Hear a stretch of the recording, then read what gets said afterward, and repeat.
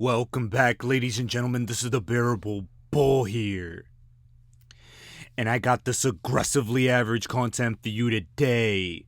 As man oh man has the fireworks display in the crypto market been on a tear recently.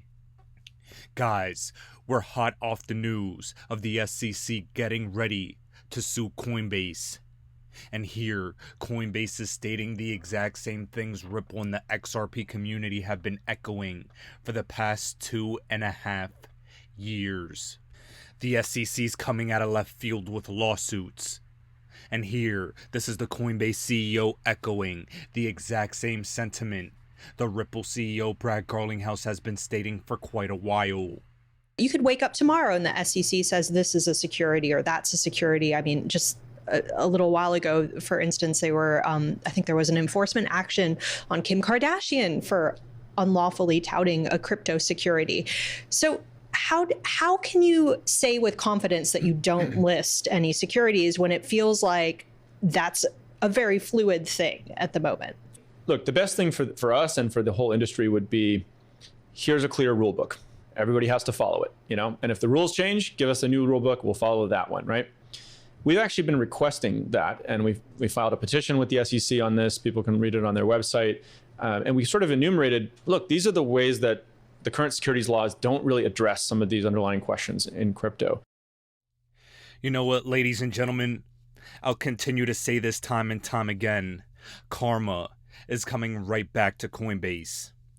Meta Lawman stated, I just read the full statement from Coinbase's top lawyer about the Wells notice from the SEC, and the thing that immediately jumps out is this. Coinbase very reasonably asked the SEC staff to tell them which tokens the SEC contends are securities. The SEC refused to tell them. The entire point of the Wells notice is to allow the defendant a chance to prepare a written rebuttal to the charges against them and hopefully head off a meritless lawsuit. But the SEC has refused to tell Coinbase what tokens they claim are securities. How do you combat that? Well, ladies and gentlemen, unfortunately, John Deaton has given the solution to this massive problem. Over a year ago, John Deaton stated to the library CEO that if he were to advise a crypto company, don't cooperate with the SEC. It's not because we don't want to comply, but it's because the SEC punishes the best actors in the space while letting criminals like Terra, like FTX, run free. Because we hear Gary Gensler say, come on in. Come on in. We heard Bill Hinman say, and Jay Clayton said, come in and we will work with you. I have to tell you, Jeremy, if someone such as yourself came to me today as a lawyer seeking advice, I would say, don't cooperate. Correct. That's my advice. I tell blockchain entrepreneurs, hide as much as you can do, obscure everything that you're doing, just hide as much as you can. And that's messed up because that's what we did. We went in, we were maximally transparent. We said, here's the spreadsheet that you can download of a literally line by line of everything we're doing with our money. And all I did was get punished for it. Now, guys, that is absolutely important. The best actors in the space, the most transparent actors in the space, like Ripple, who had been talking with the SEC for about 4, 5, 6 years before the SEC lawsuit, like Coinbase, who the SEC allowed to go public on the US stock market, is now coming back and saying, oh no, you're listing illegal, unregistered securities. This is absolutely unbelievable. The coordinated effort to crack down on crypto and annihilate innovation in the United States cannot be overlooked. But two things you need to remember is this. One, we're about to get a massive decision with this Ripple lawsuit, and the Judge Torres, may single-handedly be able to save the entire crypto industry with this lawsuit. The question is, what's going to happen next? Will Ripple be going to the Supreme Court, or will the SEC settle things out with Ripple? I personally think Ripple's going to get a favorable ruling. Then Ripple's going to have to settle with the SEC because the SEC will take them to the Supreme Court after appealing. And I think Ripple, frankly, just wants to get XRP clarity. Then they'll be able to pay a massive fine, and that'll give the SEC the ability to continue to crack down unjustly on the rest of the market. This is what I think is going to come. Unfortunately, for the rest of the market, you're going to have to go through what Ripple went through for years. But you know what's crazy? That's the best case scenario for the XRP community.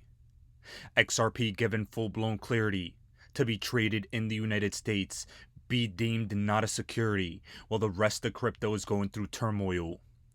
The Biden administration is looking to tax crypto mining 30%. Ethereum is in the line of fire for being called a security, which could mean ERC20 tokens as collateral damage are as well. Crypto exchanges are in the line of fire. DeFi protocols in the line of fire. Stablecoins in the line of fire. And Tether collapsing could be the final bombshell that brings the crypto market down.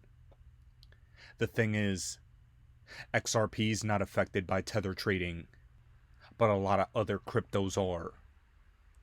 Ladies and gentlemen, the best case scenario is to see XRP clarity while everyone else is getting sued. For us, we could profit take towards the peak as everything else is on fire.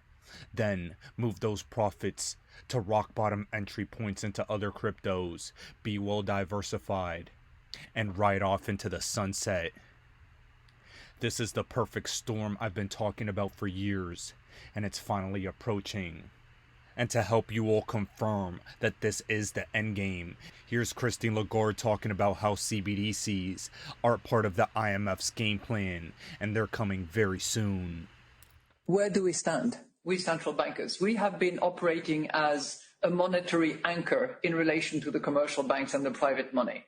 If we are not in that game, if we are not involved in experimenting, in innovating in terms of digital central bank money, we risk losing the role of anchor that we have played for many, many decades.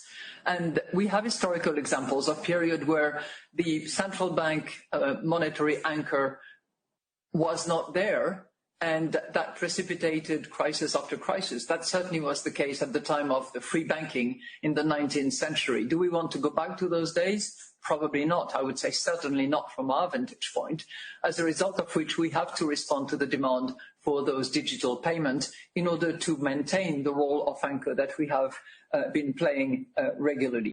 And guys, with that, I believe the role of the US dollar as the world's reserve currency is ending. The other day we had Xi Jinping and President Putin discussing that this is change that hasn't happened in 100 years. And this change is coming. This is specifically discussing the financial system.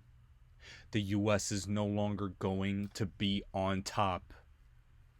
This is a frightening scenario that's about to play out, as the digital yuan is going to be used to help circumvent the SWIFT system and sanctions being implemented by the United States, weaponizing the dollar. Karma is playing out, and the US is going to be on the wrong side of it. В взаимной торговле все активнее используются национальные валюты. Следует и далее поощрять эту практику, а также расширять взаимное присутствие финансовых и банковских структур на рынках наших стран. Как я уже говорил, уже 2/3 товарооборота между нашими странами осуществляются в рублях и юанях. Мы за использование китайских юаней в расчетах между Российской Федерацией и странами Азии, Африки, Латинской Америки. Уверен, эти формы расчетов будут развиваться между российскими партнерами и их коллегами в третьих странах в, как я уже сказал, юанях. Now guys, we're beginning to see the global climate shift. Those were ominous words. And those should be ominous words, specifically for Americans. We have an entire coalition of countries trying to combat the US dollar as the world's reserve currency. And frankly, it's America's fault. You see, the thing is, this new digital currency system, I believe it's so close to being adopted, it's not even funny.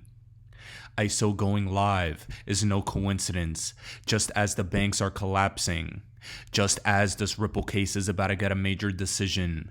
No coincidences. Fed now go live in July. And at the same time, central bank digital currency discussions in the United States are beginning to get political. We have Tom Emmer trying to combat CBDCs while also trying to bring clarity and help rein in the SEC's jurisdiction. The SEC continues to charge more and more people, like Tron's Justin Sun and other celebrities. But on the other side of the aisle, Florida's governor is banning central bank digital currencies. I personally have a big fear that crypto is going to get so political and so divisive that there will be no bipartisan cooperation across party lines. If it continues on this path, that might be the case. But regardless, please listen to what CBDCs will entail. And what Florida is doing at the moment, as that could be what the rest of the Republican Party in the US eventually pushes. Christine Lagarde and the current Biden administration are liberal, and they are pro-CBDCs. And these are all things I want you to keep in your mind as we proceed on this path. While protecting against government surveillance over your personal finances. But our legislation shouldn't stop there. Given the continued increase in Chinese influence in worldwide affairs and increase in plans to adopt CBDC worldwide, our legislation also prohibits any CBDC issued by a foreign reserve or government-sanctioned central bank. This will ensure that any effort to adopt a worldwide digital currency will never occur in the free state of Florida.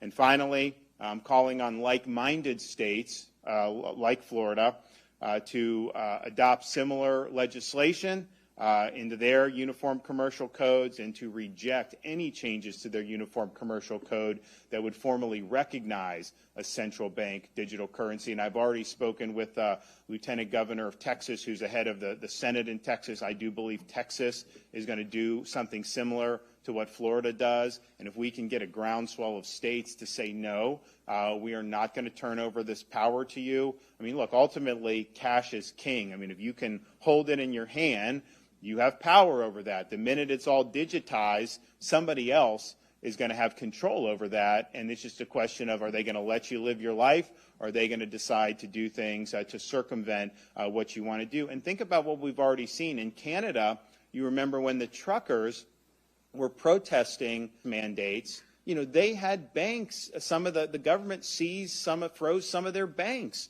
You had charities that were trying to help these guys, and that was frozen. So we've already seen government really overstep its bounds as it is in the banking situation and financial sector that we have now. Can you imagine if we went to something like a central bank digital currency? So I'm glad that we're at the tip of the spear on this. I think it's really important that states stand up to fight back against some of the things that are going on, well, most of the things that are going on right now in Washington, because they don't have your best interests at heart. They have their own power at heart. They have their own agenda that they're looking to advance. And so I think this will be great legislation. I look forward. We're already talking to the leaders in the legislature. I think this is something that is going to happen, and I look forward to being able to sign it into law later this year. Okay.